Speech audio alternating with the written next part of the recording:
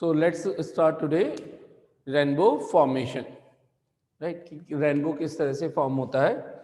तो इससे पहले हमने क्या पढ़ा था, dispersion of white light. White light splits into 7 colours VIBGYOR, और वही इसका मेन बेसिस है, यानी कि डिस्पर्जन फेनोमेना ही मेन बेसिस है किसका, रेनबो फॉर्मेशन का। तो देखिए कैसे होता है। तो इसके लिए रेनबो फॉर्म होने के लिए सर्टेन कंडीशंस का होना जरूरी होता है। वो कंडीशंस क्या क्या होनी चाहिए। पहली चीज, डे टाइम हो, यानी कि सन प्रेजेंट हो।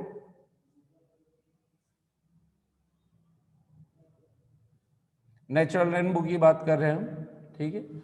और जो ऑब्जर्वर है, यानी कि आप जो देखने वाले हो रेनबो को, आप ऑब्जर्वर हो गए, आप इस तरह से खड़े हुए हो कि आपकी जो बैक है वो सन के सामने, यानी कि सन के सामने आपकी बैक हो और आप इधर की तरफ देख रहे हो, ठीक है, सामने की तरफ आप देख रहे हो। तो जैसे मैं खड़ा हूं तो मेरे पीछे सन होना चाहिए, ठीक है, मैं ऑब्जर्वर हूं, मेरे पीछे सन होना चाहिए। So my back should be in front of the sun, getting this.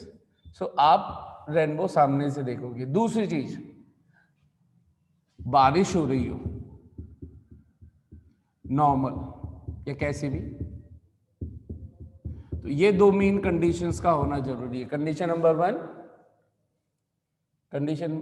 One, during the day time, during the day time,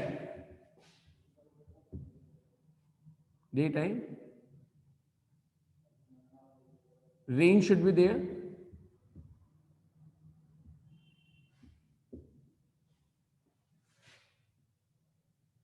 Rain should be there. And second condition, back of observer should be in front of sun. In front of sun. ये main conditions हैं, तभी जाकर के rainbow आपको दिख पाएगा, ठीक है। अच्छा, ये तो होगी condition. What is the principle, किस प्रिंसिपल पे काम करता है। तो जो टाइनी रेन ड्रॉप्स है, जब इसको हम मैग्नीफाइंग फॉर्म में देखेंगे इस तरीके से, so they act like a prism, and जैसे ही यहां से सन की लाइट इसमें एंटर करेगी तो इसके अंदर 2-3 फेनोमेनन अकर होंगे। तो 2-3 फेनोमेनन क्या क्या करोगे, जो बेसिक प्रिंसिपल है इसका, refraction, internal reflection and dispersion. So these 3 phenomenon will be there, ठीक है। इनको लाइन वाइज लिख देता हूं। एक होगा रिफ्रैक्शन, एक होगा इंटरनल रिफ्लेक्शन, एक्सक्यूज मी,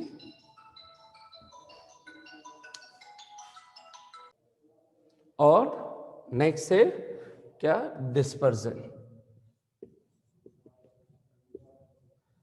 सो क्यों ये 3 कंडीशन या क्यों ये 3 फेनोमेनन अकर होंगे। सबसे पहले व्हाइट लाइट जाएगी, सन की लाइट रेन ड्रॉप के अंदर एंटर करेगी, तो रेन ड्रॉप वाटर हो गया, सनलाइट आ रही है एयर से वाटर में, एयर हो गया रेयर मीडियम, डेंसर मीडियम। तो जब भी लाइट एक मीडियम से दूसरे मीडियम में जाएगी तो कौन सा फेनोमेनन अकर होने वाला है, रिफ्रैक्शन। अब होगा क्या, जब अंदर चली जाएगी तो कुछ हिस्सा इसका बाहर चला जाएगा और कुछ हिस्सा इंटरनली रिफ्लेक्ट हो जाएगा, जैसे मिरर के थ्रू होता है, ठीक है, मिरर के थ्रू होता है। या आपने देखा होगा प्लेन ग्लास भी हो तो प्लेन ग्लास आपने देखा होगा कि हमें बाहर का भी नजर आता है प्लेन ग्लास से, और जैसे जैसे थोड़ा सा शाम होती है या थोड़ा सा कम मतलब सनलाइट हो तो हमें अंदर का मतलब हमारा फेस भी उस ग्लास में, प्लेन ग्लास में नजर आता है।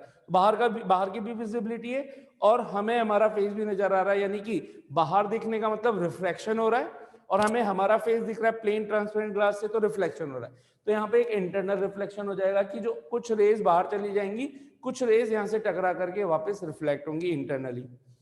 और उसी दौरान यहाँ पे जैसे प्रिज्म ने व्हाइट लाइट को 7 कलर्स में स्प्लिट किया था, तो यही यहाँ पर 7 कलर्स में स्प्लिट हो जाएंगे, और जब कलर्स बाहर आएंगे तो वो ऑब्जर्वर की आइज तक पहुंचेंगे 7 कलर्स और उसको दिखेगा क्या, रेनबो। ये है बेसिक इसका प्रिंसिपल और ये है इसकी कंडीशन। अब देखते हैं, बना करके बताता हूं आपको कि रेनबो कैसे बन रहा है और किस तरीके से आइज तक पहुंच रहा है। ठीक है,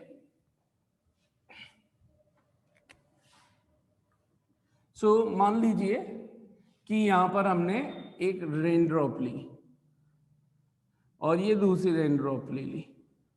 ठीक है, अच्छा मान लीजिए यहां पे ये सन है इस तरीके से, तो लेट सपोज ये वाइट लाइट सन से इंसिडेंट हुई। ठीक है, इस तरीके से। अब होगा क्या, जैसे ही तो ये व्हाइट लाइट किसका काम कर रही है, इंसिडेंट रे का। ठीक है, और जो रेन ड्रॉप होती है वो किस शेप की होती है, स्फेरिकल। स्फेरिकल। अब ये जिस जगह पे हिट हुई वो उसका इंसिडेंट पॉइंट हुआ, तो हमें क्या ड्रॉ करना होता है, एक नॉर्मल ड्रॉ करना होता है। नॉर्मल किसी भी सर्कुलर या स्फेरिकल सरफेस के लिए नॉर्मल क्या होता है वो भी आप जान लीजिए। जो भी स्फेरिकल शेप है या सर्कुलर शेप है उस सरफेस के परपेंडिकुलर लाइन, और वो परपेंडिकुलर लाइन नॉर्मल कहलाई। और ये परपेंडिकुलर लाइन आप ध्यान से देखोगे तो हमेशा सेंटर से पास होगी। ये देखो, ये इस जगह पे इस पॉइंट के लिए परपेंडिकुलर है, इस जगह के लिए ये लाइन परपेंडिकुलर है, इस पॉइंट के लिए ये लाइन परपेंडिकुलर है, इसके लिए परपेंडिकुलर है। आप ध्यान से देखोगे तो ये सभी की सभी लाइट कहां से पास होंगी, सेंटर से। तो ये अब ऐसे कैसे पता चलेगा, तो इसको हम बोलते हैं रेडियल डायरेक्शन। तो जब भी सर्कुलर या स्फेरिकल शेप हो तो नॉर्मल ड्रॉ करना होता है, तो वो कौन सी डायरेक्शन में ड्रॉ करते हैं, रेडियल डायरेक्शन। क्यों, क्योंकि आपने पढ़ रखा है कि जो रेडियस होती है वो टेंजेंट के परपेंडिकुलर होती है। तो ध्यान से देखिए, अगर मैं ये पॉइंट ले रहा हूं, उसको एक छोटा सा पोर्शन दे दूं, ये देखिए ये सर्कल लिया, इसका एक छोटा सा पोर्शन ले लिया, तो ये इसकी टेंजेंट का काम करेगा। और ये सेंटर है तो ये रेडियस इस टेंजेंट के क्या हो गई, परपेंडिकुलर। तो ये वाली लाइन जो बाहर निकल रही है वो इस पोर्शन के लिए क्या है, परपेंडिकुलर। इसका मतलब किसी भी पॉइंट पे लेना है तो उसका आप ऐसे टेंजेंट मानो, और इसके परपेंडिकुलर कौन सी लाइन होगी, रेडियस वाली लाइन होगी। तो ऑलवेज स्फेरिकल या सर्कुलर शेप के लिए नॉर्मल लाइन अगर कभी भी ड्रॉ करनी है हम तो कैसे करेंगे, उस सरफेस के परपेंडिकुलर। ठीक है, this is called a normal line. So normal is always towards the radial, means towards the center, radial direction. ठीक, तो ये मैंने यहाँ पे नॉर्मल बना दिया, सेंटर से पास हो गया, इसको बोल दिया n1। अब होगा क्या, जानी चाहिए, अगर ये पार्टिकल नहीं होता, रेन ड्रॉप का पार्टिकल नहीं होता, इस तो जैसे ही सीधी जा रही थी वैसे सीधी चली जाती, ऐसे सीधी जानी चाहिए। लेकिन होगा क्या, ये रेयर टू आ रही है डेंसर, तो अब होगा रिफ्रैक्शन किधर होगा, टुवर्ड्स द नॉर्मल। तो मैं थोड़ा सा डायग्राम को एक थोड़ा सा और सिस्टमैटिक बनाता हूं जिससे आपको समझने में आसानी हो। डायग्राम यही है, केवल मैं रेस की थोड़ी सी वो सिचुएशन ऐसी बना देता हूं जिससे आपको समझने में आसानी हो, और थोड़ा सा डायग्राम बड़ा कर देता हूं। ये जो एक दो रेन ड्रॉप से समझा रहा हूं, ऐसी कई रेन ड्रॉप से दिख ही रही है आपको, तो हर एक में से लाइट पास हो रही है, हर एक के थ्रू ये फेनोमेनन अकर होगा, और उसके थ्रू आपको दिखेगा कि क्या सिचुएशन हो रही है। थोड़े बड़े डायग्राम ले लिए ताकि मुझे रिफ्लेक्शन समझाने में आसानी रहे कि अंदर कैसी चीजें हो रही होंगी। तो लेट सपोज ये यहाँ पे सन मान लिया कि सीधी आ रही है सनलाइट, इनफाइनाइट से आती है वैसे भी लाइट्स, तो वो स्ट्रेट होती हैं। फिर भी ऐसे मान लिया कि one of the light straight किसी टाइम पर, यहाँ पर अगर मैं इसके लिए नॉर्मल ड्रॉ करूँ तो कौन सी डायरेक्शन में ड्रॉ करना पड़ेगा, रेडियल डायरेक्शन में। ये हो गया इसका n1। जानी चाहिए थी ऐसे सीधी, अगर मीडियम चेंज नहीं होता तो एयर ही बनी रहती, तो लेकिन अब ये रेयर बोले तो एयर से कहाँ जा रही है, वाटर में जा रही है, वाटर रेन ड्रॉप है, तो किधर की तरफ होगा, rarer to denser, towards the normal bend हो जाएगी ये लाइट। ये बैंड करवा दी मैंने, इस लाइट से ये नॉर्मल की तरफ बैंड हो गई, ये नॉर्मल लाइन है तो ये बैंड हो गई। ठीक है, अच्छा अब यहां पे टकराई जहां पे ये इंसिडेंट हुई, ये भी one of the transparent surface भी है और स्मूथ सरफेस भी है, तो यहाँ दो फेनोमेनन एक्चुअल में अकर होते हैं, एक रिफ्रैक्शन और एक इंटरनल रिफ्लेक्शन। तो यहाँ पे अगर मुझे नॉर्मल ड्रॉ करना होगा तो कैसे करूंगा, सेंटर से ज्वाइन कर दूं इस लाइन को, तो ये इसके लिए क्या कहला गया, नॉर्मल। ये लाइन हो गई नॉर्मल, इसको बोल दिया मैंने N2। अब होगा क्या, कुछ लाइन कुछ रेस, तो अच्छा आप हो यहां पर, आप यहां से देख रहे हो ऐसे, ठीक है, तो आपको जो रेज आपकी आईज में एंटर होंगी वही चीज दिख पाएगी, जो रे आपकी आईज में नहीं आ रही वो नहीं दिख पाएंगी, सिंपल सी बात है। तो इसमें से वो हर एक पोर्शन जो आपकी रेज आपकी आईज में नहीं आ रहा वो आप नहीं देख पाओगे। तो अब इसमें से जो रिफ्रैक्शन हो गया, जो भी लाइट रिफ्रैक्शन हो गई आफ्टर मान लीजिए डिस्पर्जन भी हो चुका हो, 7 कलर्स भी हो चुके हो, लेकिन ये वाली रेज आपकी आईज में नहीं आ रही, तो ये आपके लिए काम की नहीं है। तो इसलिए ये जो फेनोमेनन हुआ यहाँ पे, एक रिफ्रैक्शन होगा, कंपलसरी होगा, लेकिन ये आपके लिए काम का नहीं है, तो इसको हम शो नहीं करते हैं डायग्राम में, ठीक है, कि अभी some of the light has been refracted. लेकिन कुछ लाइट रिफ्लेक्ट भी होगी, क्योंकि ये एक तरह से स्मूथ पॉलिश सरफेस की जैसे भी काम कर रही है।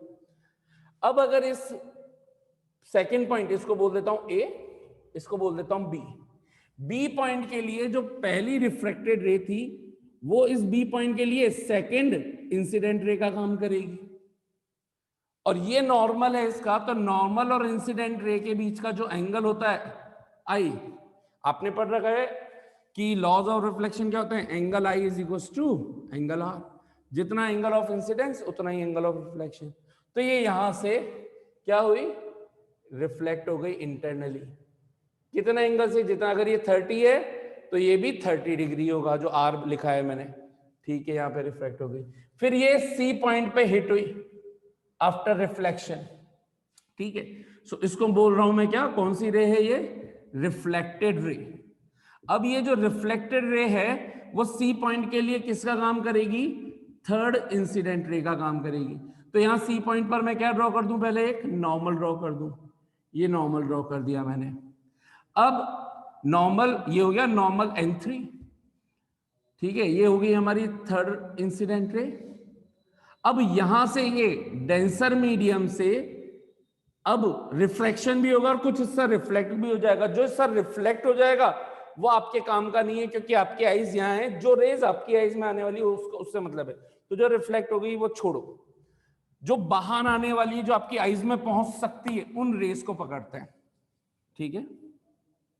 तो देखो यहां पर अब होगा क्या, इसमें यहां पे भी स्प्लिटिंग हो चुकी है, यहां भी स्प्लिटिंग हो चुकी है, लेकिन आपको उस स्प्लिटिंग से मतलब है जो आपके आईज में आ सके। तो यहाँ पे 7 कर देखो, जानी चाहिए थी ऐसे सीधी, जानी चाहिए थी ऐसे सीधी अगर मीडियम चेंज नहीं होता तो, लेकिन अब डेंसर से रेयर में आ रहे हैं तो अवे द नॉर्मल हो जाएगी, ये नॉर्मल है, ये एक्चुअल होनी चाहिए थी ये थर्ड इंसिडेंट रे, लेकिन ये अपने पास से डेविएट हो जाएगी नॉर्मल से दूर, तो ये हो गए दूर, ठीक है।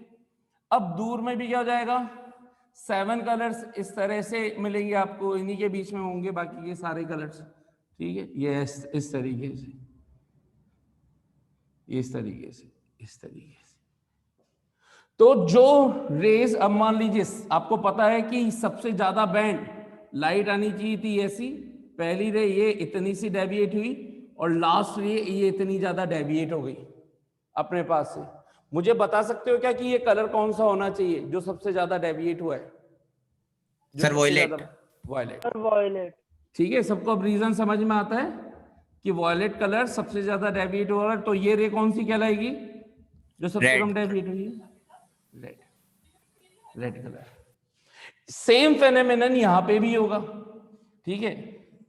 ये देखिएगा, मान लीजिए एक लाइट गई यहां पे हुई, ये ठीक वैसे ही ये नॉर्मल बनाया, ये रिफ्रैक्ट हुई, ये रिफ्लेक्ट हुई, यहां नॉर्मल बनाया, यहां नॉर्मल बना दिया,